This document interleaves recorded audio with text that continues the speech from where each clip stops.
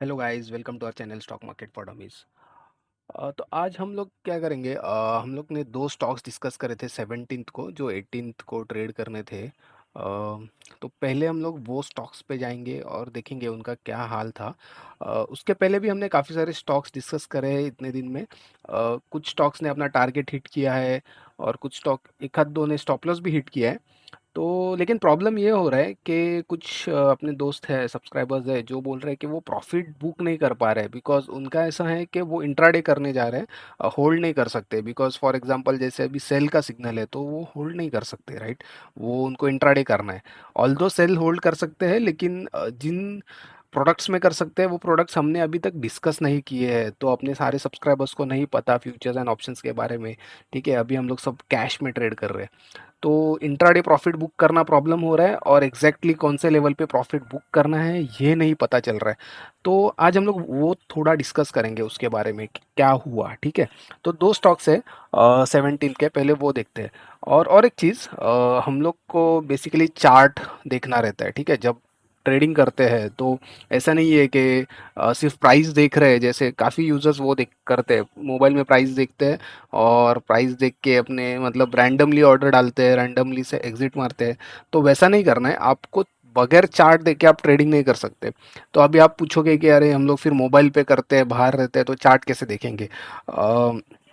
काफ़ी brokers charts provide करते हैं। इनफैक्ट हम लोग ज़ेरोदा यूज़ करते हैं, तो ज़ेरोदा में आप ट्रेडिंग व्यू करके जो वेबसाइट है उसके चार्ट्स भी आप सेटिंग में जाके सेट कर सकते हो। अगर किसी को डाउट्स हैं आप गूगल सर्च कर सकते हो या ज़ेरोदा से हेल्प मिलेगी। नहीं मिली तो आप हमें बताइए, हम हेल्प करेंगे। काफ़ी इजी है, उसमें कुछ डिफ़िकल्ट है नहीं। तो लेट्स से चार्ट, तो हम लोग चार्ट पे आते हैं। जिनको पता ही नहीं है कि चार्ट कहाँ से आता है, कहाँ पे देखना है। ओके, तो ट्रेडिंग मैंने एक ब्राउज़र ओपन करा है, उसमें मैं गूगल सर्च में जाके ट्रेडिंग व्यू, ठीक है, ट्रेडिंग व्यू चार्ट करके सर्च करता हूँ। बस, अब मैं ये जानबूझ के एकदम बेसिक से बताता हूँ। गूगल सर्च जाना है, ट्रेडिंग व्यू चार्ट करके सर्च करना है, बिकॉज पता नहीं रहता लोगों को। सपोज अभी ये नाम भूल गए, ठीक है, तो क्या करेंगे, उनको नहीं पता। तो एटलीस्ट ये देख के उनको याद आएगा कि गूगल में जाके सर्च किया तो भी हमें मिल सकती है वेबसाइट। ठीक है, तो यहाँ पे आप देखो, ये कुछ तो स्पेलिंग मिस्टेक था। ओके, तो ये फर्स्ट लिंक जो आएगी उसको ओपन करना है, बस यही है। तो ये आप देखोगे एक चार्ट ओपन हुआ है, ये निफ्टी का चार्ट है। ओके, आप यहाँ पे देख सकते हो निफ्टी। अब ये चार्ट कैसे रीड करना है उसमें डिटेल्स में नहीं जाएंगे, लेकिन जो काम की चीज़ है वो मैं आपको बताता हूँ। आपको क्या देखना है? ओके, पहली चीज़, आपको स्टॉक्स तो हम सेलेक्ट करते हैं, ठीक है। स्टॉक के क्राइटेरिया अगर सेटिस्फाई हो गए तो आप एंट्री लोगे। स्टॉप लॉस रहेगा तो स्टॉप लॉस हिट होगा तो एग्जिट करना है। टारगेट आप अपना रखो अपने हिसाब से।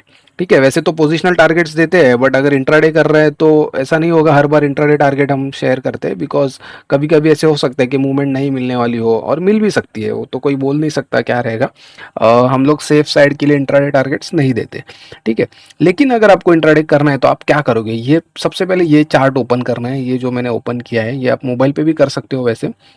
ठीक है, तो इसमें ना इंडिकेटर्स करके यहाँ पे दिख रहा है आपको, ये इसको पकड़ना है। ठीक है, इसमें दो चीज़ ऐड करनी है। तो सबसे पहली चीज़ है, ओके, एक काम करता हूँ, इंडिकेटर्स पे जाने से पहले मैं स्टॉक्स डिस्कस करता हूँ ताकि आपको समझेगा इसका और उसका क्या रिलेशन है। ठीक है, तो पहला स्टॉक था एबीबी, जो हमने बोला था। ओके, एबीबी में हमने बोला था कि अगर इसकी 15 मिनट कैंडल क्लोज होती है 4345 के ऊपर, ठीक है, तो हमें इसकी एंट्री लेनी है, बाय एंट्री। ओके, अब देखोगे क्योंकि ये लेवल्स देख के हमने बोला था 4345 के ऊपर। अब आप यहाँ पे देखो, ये है एक्चुअली कल का जो स्टार्ट था, यहाँ से था 18 अगस्त का। ठीक है, ये फर्स्ट कैंडल थी 15 मिनट की, उसके बाद ये स्टॉक ऐसे मूव है। आप देखोगे यहाँ पे ये कैंडल ने हाई मारा है, डे हाई, जो कि है 4343.45। मतलब अपना जो कंडीशन था वो मीट नहीं हुआ, 4345 के ऊपर कैंडल क्लोज नहीं हुई है। ये तो मैं हाई बोल रहा हूँ, क्लोजिंग तो उसके नीचे है, लेकिन इसके ऊपर क्लोज नहीं हुई है, तो एंट्री हुई नहीं और स्टॉक वहां से नीचे आया। ओके, तो आप देख सकते हो अगर इसके ऊपर क्लोजिंग होती तो शायद ये और ऊपर जाता अपने टारगेट की तरफ। ठीक है, तो इसमें ये हुआ। और दूसरा स्टॉक जो है, तो बेसिकली यहाँ पे ट्रेड बना नहीं, इन शॉर्ट। दूसरा था जुबलिएंट फूड।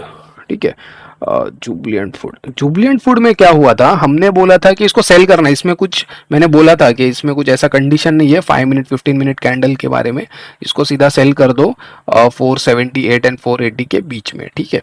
तो अब हम लोग देखते हैं क्लोजिंग कितनी है, 481, इसका मतलब अपने प्राइस के ऊपर क्लोजिंग है। लेकिन अभी इसका चार्ट देखते हैं हम लोग, ठीक है। 18 अगस्त 9:15 ये है, ठीक है।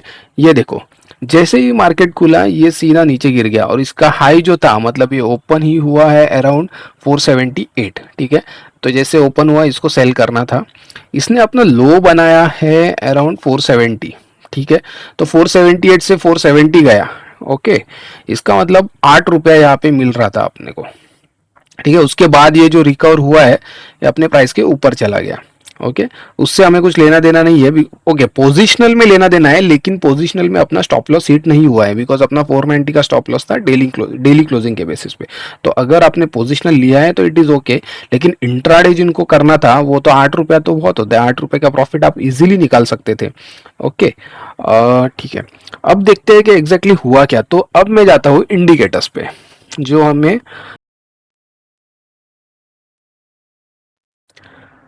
ओके। तो ये मैंने गूगल से लॉगिन किया है यहाँ पे, ओके। अब मैं वापस जाता हूँ इंडिकेटर पे, सीपीआर पे क्लिक करता हूँ।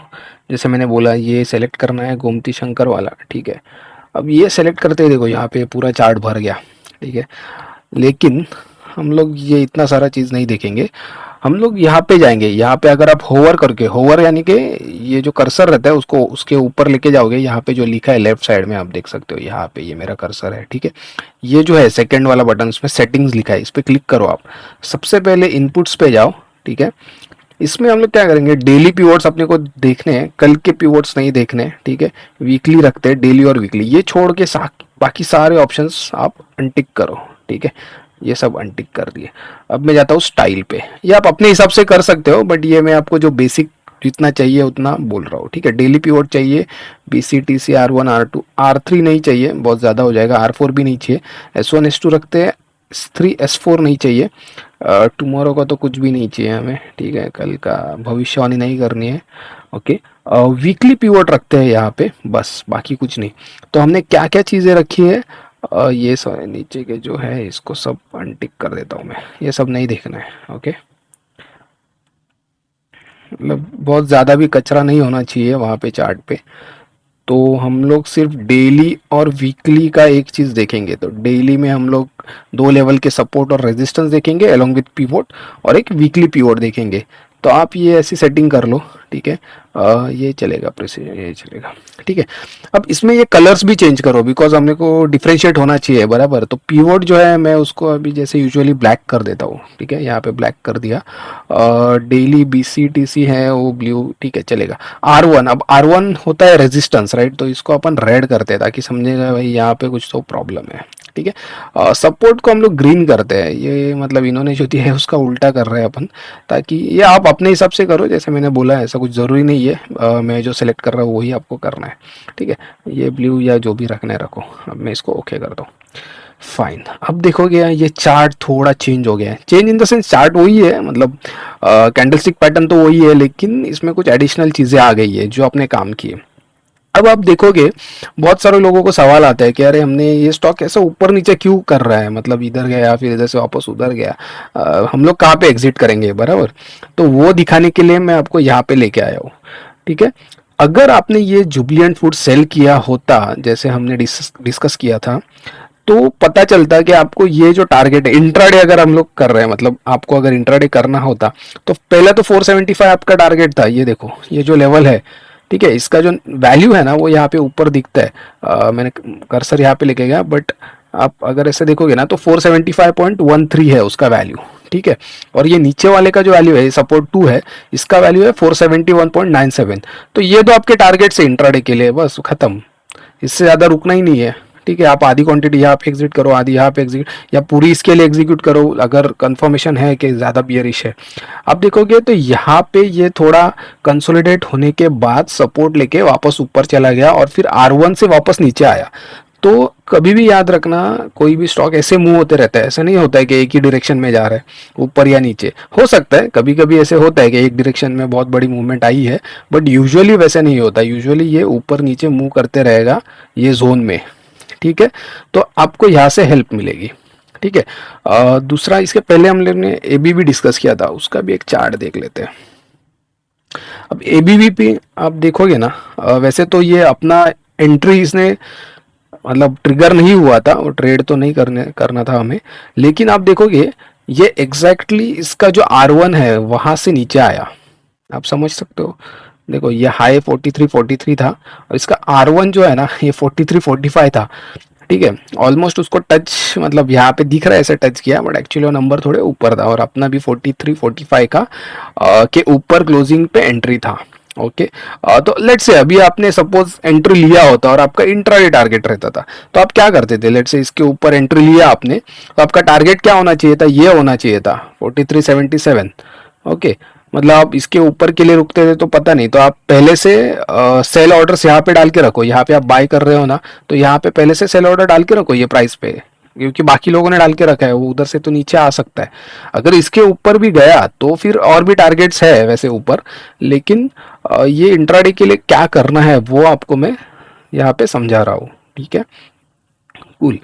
तो इसके साथ इंडिकेटर्स में और भी है मूविंग एवरेजेस वाले, लेकिन वो हम लोग बाद में देखेंगे। पहले आप ये एक तो समझो, मतलब पहले आप सीपीआर तो यूज करो। बहुत सारे स्टॉक्स है जो सीपीआर फॉलो करते हैं, कुछ स्टॉक्स हो सकते हैं जो सीपीआर फॉलो नहीं करते, लेकिन मेजोरिटी स्टॉक्स करेंगे। ओके, दूसरी चीज, हम लोग जो स्टॉक्स डिस्कस करते हैं वो एफएनओ वाले स्टॉक्स रहते हैं, ठीक है। तो बेसिकली अपनी जो लिस्ट है एफएनओ में अराउंड 190 के आसपास स्टॉक्स है, तो हम लोग उसमें से ही स्टॉक्स डिस्कस करते रहेंगे। नॉन एफएनओ स्टॉक्स हम लोग देखते हैं, वैसे लिस्ट में मतलब रहते हैं, बट वो हम लोग डिस्कस नहीं करते बिकॉज वो कैश में ज़्यादा ट्रेड नहीं कर सकते, ठीक है। लेकिन एंट्री लेवल आप हो तो आपको कैश में ट्रेड करना है। ऑल दो एफएनओ स्टॉक है बट कैश में कर तो सकते हो, राइट? तो आप कैश में करो, ठीक है। कूल। अभी जाते हैं मंडे के स्टॉक्स के ऊपर, ठीक है। तो मंडे के लिए हम लोग ने दो स्टॉक सेलेक्ट किए हैं, एक है आरती इंडस्ट्रीज। ओके, आरती इंडस्ट्रीज में हमने बोला है, ठीक है, इसका। अच्छा, और एक चीज़ आपको एक हिंट देता हूँ मैं बहुत बार, वैसे वो कुछ बड़ी चीज़ नहीं है, लेकिन बता देता हूँ। ये जो रेंज दिख रहा है आपको, अब ये ऊपर वाला नीचे वाला जो लाइन है, या फिर ये यहाँ पे देखो, ये बहुत स्कैटर्ड है, मतलब बहुत ज़्यादा गैप है ये दोनों में, बहुत ऊपर है बहुत नीचे है, ठीक है। यूजुअली अगर ऐसे रहता है ना तो स्टॉक की मूवमेंट छोटी रहती है, ठीक है। और अगर ये सारी लाइंस एक दूसरे के नज़दीक रहेंगी, ठीक है, तो स्टॉक की मूवमेंट बड़ी आ सकती है। मतलब ऐसे 2-3 दिन अगर ऐसे हुआ कि ये सारी लाइंस एक दूसरे के नज़दीक है, तो ऐसे हो सकता है कि उसके बाद स्टॉक की मूवमेंट बढ़िया आए। मतलब एसेंशियली क्या है, उसको अलग टर्म्स में अगर मैं बोलूँगा तो वो कंसोलिडेशन होता रहता है वहाँ पे, 2-3 दिन हो सकता है कंसोलिडेशन, और उसके बाद मूवमेंट आता है, ब्रेकआउट या ब्रेकडाउन जो भी है, ठीक है। फाइन, उसके ऊपर अभी नहीं जाते। आरती इंडस्ट्रीज पे बात करेंगे। पहले मैं इसका डेली चार्ट ओपन करता हूँ, ठीक है, 1 डे। तो अब देखो ये बहुत यहाँ पे बहुत कचरा दिख रहा है ना ये, तो इसको हम लोग डिसेबल कर सकते हैं। आपको निकालने की ज़रूरत नहीं है, आप क्योंकि आपने ये सेव, आप यहाँ पे जाके सेव करो ये चार्ट को, ठीक है। फ्री अकाउंट में हमने हमें 3 इंडिकेटर्स अलाउड रहते हैं। ओके, तो पहला इंडिकेटर हम देख चुके हैं, एज ऑफ नो ये यूज़ करना है, बाकी तो देखेंगे कौन से यूज़ करना है, ठीक है। लेकिन इसको मैं फिलहाल हाइड कर देता हूँ, तो थोड़ा अच्छा लग रहा है। ओके, अब यहाँ पे निकालो मत जाके, वरना ये पूरा एफर्ट्स वापस करना पड़ेगा वो सब सेटिंग्स का, ठीक है। आरती इंडस्ट्रीज बहुत दिनों से बियरिश है, नीचे नीचे आ रहा है। अब इंटरेस्टिंग है कि ये एक अच्छे सपोर्ट पे आया है, ठीक है।